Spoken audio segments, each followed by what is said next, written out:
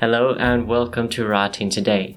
In this episode, I'll be talking about the horror genre and how to write it, giving you 10 tips to help you convey a terrifying story that leaves an impact on the reader. As always, you can read this blog post on my website, thepennedsleuth.com. There's a link to that in the description below. And if you would like to check out any of my educational content, I have a link to my writer's workshop as well. You can learn more about the courses and coaching programs that I provide. And if you were to check out my teaching methods first, there is also a link to a free writing course, so be sure to have a look at that. Now let's talk about horror stories. If you want to have an impactful horror story, you need to create a connection between the story and the reader. If the reader doesn't have this connection with your characters and the theme, then the impact will be minimal at best. The reader will only feel fear if they can truly understand the characters and connect with them. Otherwise, they'll have a superficial chill from your high points, but it won't have that lasting effect that many classic horror stories have. So here are my 10 tips for telling a scary story.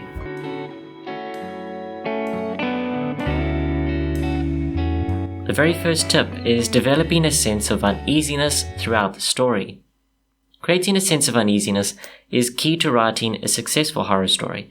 Right from the beginning, you need to establish this feeling that reoccurs in those tense moments. And establishing this feeling goes beyond jump scares and gore. A real sense of unease is achieved by building tension and suspense throughout the story, making the reader feel like something is not quite right. And there are many ways you can do this, but most of them depend on your plot. But there is one simple, effective method that always seems to work. And that is establishing the fact that your character is no longer safe.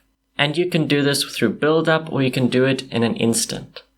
It's simply about looking at where your character is and getting them to a place where they feel that they are no longer safe. For example, if your character is among friends, find a way to separate them. If your character is alone, then make them feel that they are not alone. The reason this is so simple and effective is because it's immediately relatable to a lot of readers. We can all imagine a situation suddenly turning from something calm and relaxed into one where danger can be around any corner. It establishes that feeling of dread, that feeling that something bad is about to happen.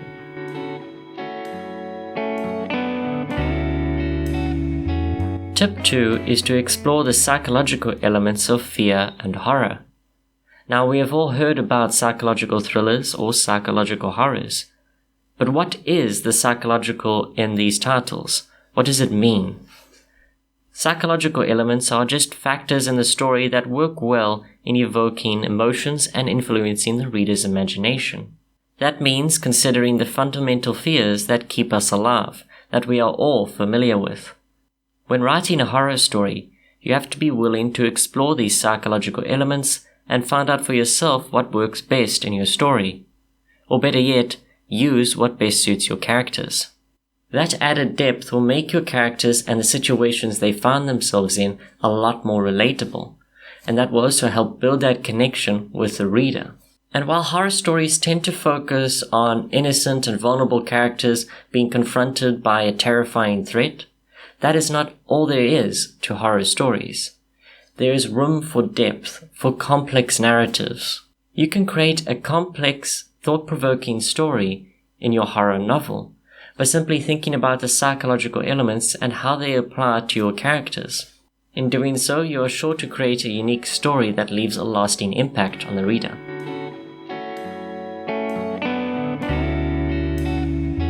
Tip number 3 is to use vivid and sensory descriptions to evoke fear. Speaking as a writer who prefers to write with a simple, straightforward writing style, I can still say with confidence that sensory language and vivid descriptions are fantastic ways to evoke emotion in the reader, including fear. Your choice of words and descriptions can help you establish an atmosphere that calms the reader, lulling them into a false sense of security, or establishing a truly terrifying scene that puts them on the edge of their seats. The way you do this is considering the details that make the scene feel more alive. In doing so, you'll make it feel a lot more scary as well. Yes, you'll mostly establish the setting, the characters, and the key elements in each scene. But don't forget to tackle the sensory elements that make the story feel so much more immersive, with some colorful descriptions. You can talk about the disturbing sounds your characters hear, the repulsive smells, or the hair-raising chill that they feel. There are so many opportunities to make a scene feel so much more alive and engaging.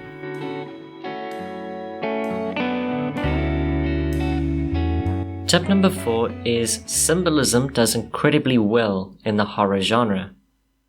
Now, I can't tell you how to shape your plot. It's something that I try to avoid, except regarding structure.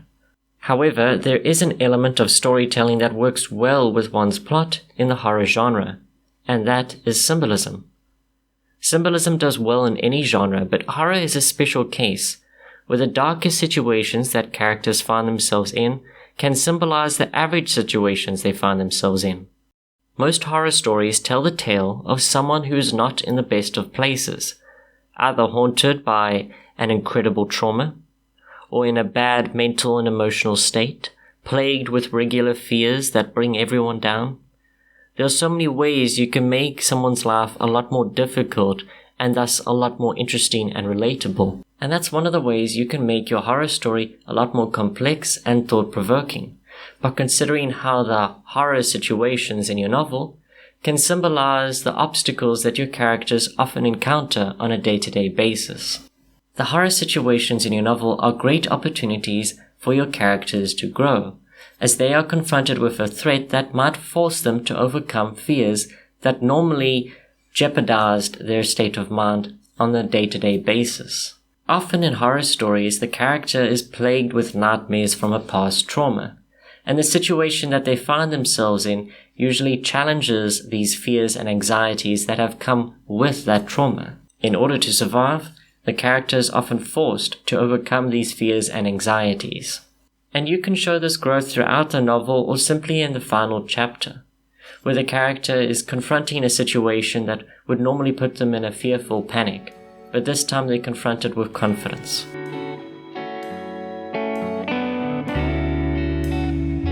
Tip number 5 is to use the unknown to play with the reader's imagination, because sometimes the imagination of the reader is an effective tool one needs to take advantage of. One of the main reasons we as humans are afraid of the dark is because it limits our senses. We struggle to move around, a threat can be in any direction, and it might have better vision in the dark than we do. We can use the unknown element almost anywhere in a horror story.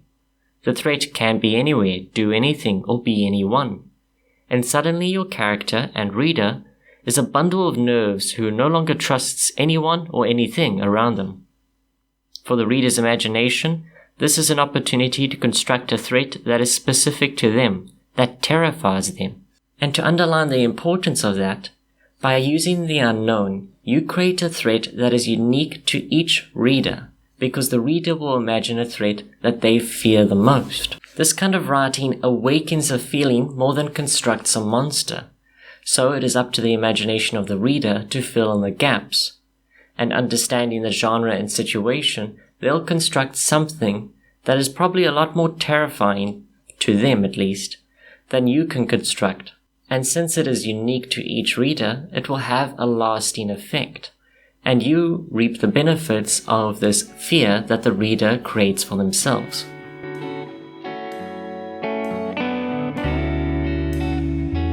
Tip number 6 is to balance violence, gore, and suspense. Let's face it, violence, gore, and suspense are key elements in any horror story. Many readers pick up the books to see what disturbing scenes the reader might encounter in the story. However, too much violence and gore can be overwhelming and take away from the suspense, while too little can leave the reader feeling unsatisfied with the horror in their horror story. Like with writing a thriller, it is all about pacing the moments in your story. There is calm, then build-up, and then moments of shock and terror. Remember, your goal is to keep the reader engaged and on the edge of their seats. In doing so, you have to understand that some moments you need to only spend a certain amount of time on before you move on to the next. If you have too many slow moments, you will have something more akin to a thriller.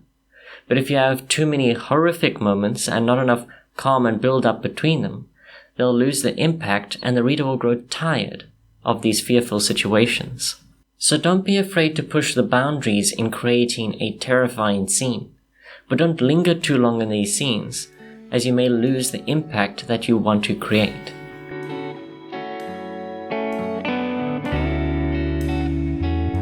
Tip number 7 is to use primal fears and universal situations. There are many fears built into our very being. I've already mentioned the dark being a natural element that can raise one's anxiety, but to feel true fear is something else. Some people are afraid of a specific thing, such as spiders, that being arachnophobia. However, some things put us all into a state of fear and panic, even those not afraid of spiders. And that is usually the threat of pain and death. To give an example of what this fear feels like, imagine you are in a swimming pool. You are holding your breath underwater, and at some point you decide to swim back to the surface to get a fresh breath of air. However, the time it takes you to reach the surface feels too long, and the effort to swim upwards makes your desire to breathe greater. Now, as you near the surface, something floats on the surface above you, making it impossible to get a breath of air. Now, full-blown panic and fear set in, as you have to swim further away before you can break the surface. Now, I don't know the exact science behind it, but logic tells me why this puts someone in a state of fear and panic.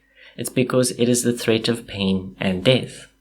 Your mind is in a state of it needs oxygen, so it's looking for any opportunity to survive.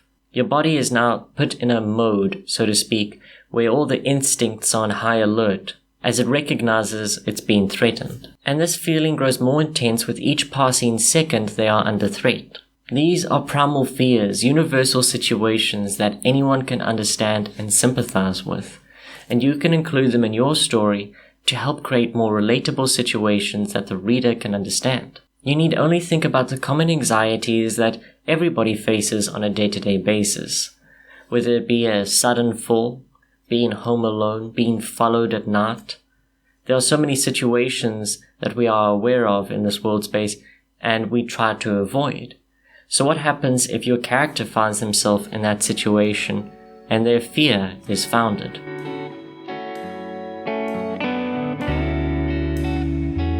Tip number 8 is about tapping into your own fears. Many writers stand by the saying, write what you know best. That saying applies well to horror writing. When you properly understand your fears, your reactions to them, and how your imagination can construct these terrifying moments, you can write a truly gripping horror novel. That is why so many stars in the genre suggest taking a step back to examine yourself. It isn't about self-improvement, it's so that you can write horror effectively. And yes, you can still use those primal fears and universal situations I discussed in the previous tip. But if you don't understand your reactions or other people's reactions to fear properly, the results of your writing may vary. If you don't properly approach it as if you were in that situation and write it as if you were reacting to that situation, then your scene will simply fall flat. Think about it like this. The more nervous you get writing these scenes, the more effective they'll be on the reader. If you write a scene that gives yourself goosebumps, then a reader who understands or shares the same fear as you will certainly feel the same way.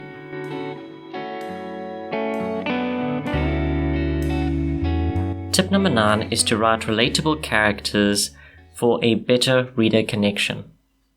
You want the reader to become emotionally invested in your story in order to influence their emotions. If you were to write a story that doesn't create this connection, the terrifying scenes you construct will only have a small effect. Some stories detail an exciting adventure and the reader can enjoy it fully immersed or not. Then some stories require a certain level of connection for the reader to fully understand the situations and emotional atmosphere of the scene. Horror is one of those genres, requiring the reader to not only understand the scene, but place themselves in the skin of the character they are following to some degree. Only then could a reader feel the same thrills, the same sense of dread your character may feel in that situation. And that means you need to pay close attention to the makeup of your character. How relatable are they? How likable are they? Should the reader even care about this character? Because if the reader doesn't have this connection to your character can be pursued by Michael Myers or a sneezing kitten. It means the same thing to the reader, as they have no attachment to that character. You want a character that has depth, that feels real. Because if your reader feels that your character is well-rounded as well as well-grounded, then the high points in your horror story will be a lot more effective.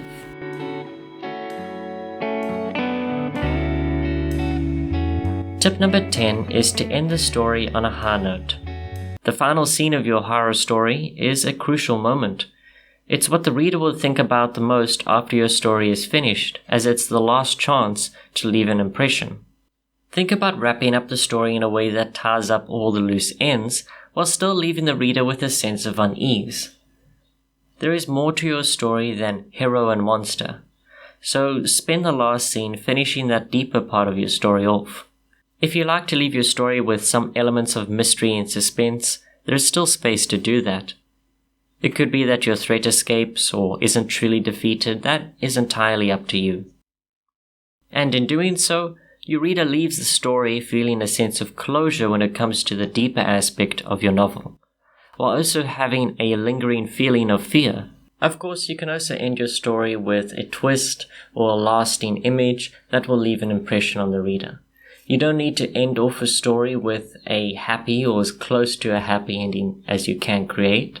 You can end it off with a sad ending or one where the threat re-emerges and it cliffhangers there. As I said earlier, I don't want to influence anyone's stories in any way, as I'm sure you have a clear idea of the kind of horror story you want to tell. But I hope these tips do give you some ideas of what elements to include in your final chapter.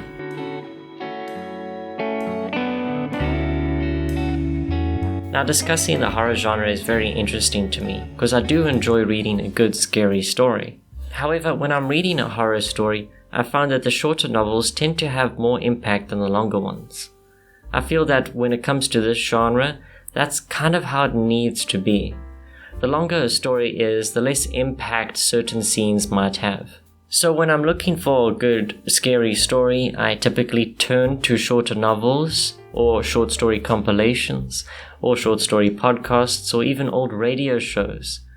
Those tend to have the most impact for me, but it may be very different for you. If you plan on writing your own horror novel, I really hope that these tips help you out.